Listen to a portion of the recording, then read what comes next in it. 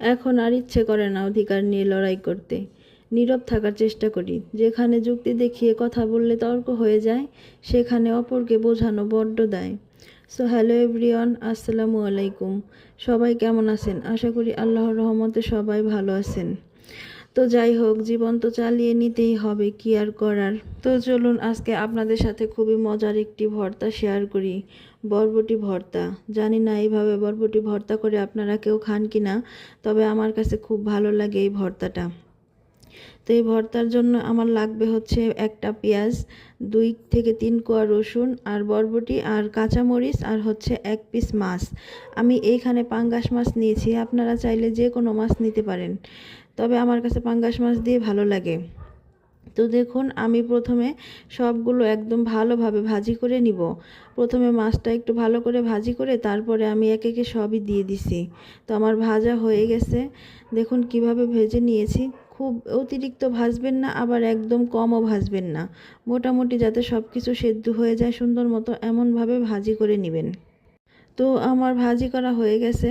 দেখুন কিভাবে ভাজি করেছি। এখন আমি সবগুলো পাটায় নিয়ে বেটে নিব।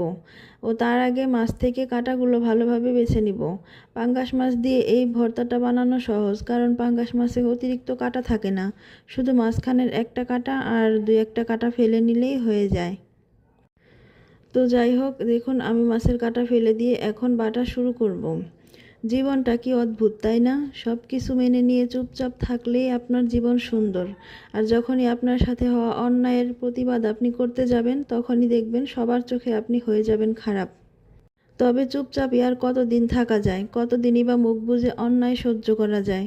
যখনই প্রতিবাদ করতে যাবেন, তখনই দেখবেন আপনার আপন মানুষগুলাই অনেক পর হয়ে যাবে। তো যাই হোক, সবাই সবার মতো ভালো থাক, এই দোয়াই করি আল্লাহর কাছে। তো দেখুন আমি কিন্তু ভালোভাবে বেটে নিতেছি। আমার বাটা প্রায় হয়ে গেছে। তবে এই ভর্তাতে আমি আর আলাদা করে তেল ইউজ করব না, কারণ আমি সরিষার তেলে একদম ভালোভাবে এইটা ভেজে নিছি, তাই আলাদা আর তেল দিব না। শুধু লবণটা দেখে ঠিকঠাক হয়েছে কিনা এখন আমি উঠিয়ে নিব। তো আপনাদের যদি আমার ভিডিওটা ভালো লাগে তাহলে অবশ্যই একটা লাইক, কমেন্ট, শেয়ার দিয়ে পাশে থাকেন। ধন্যবাদ।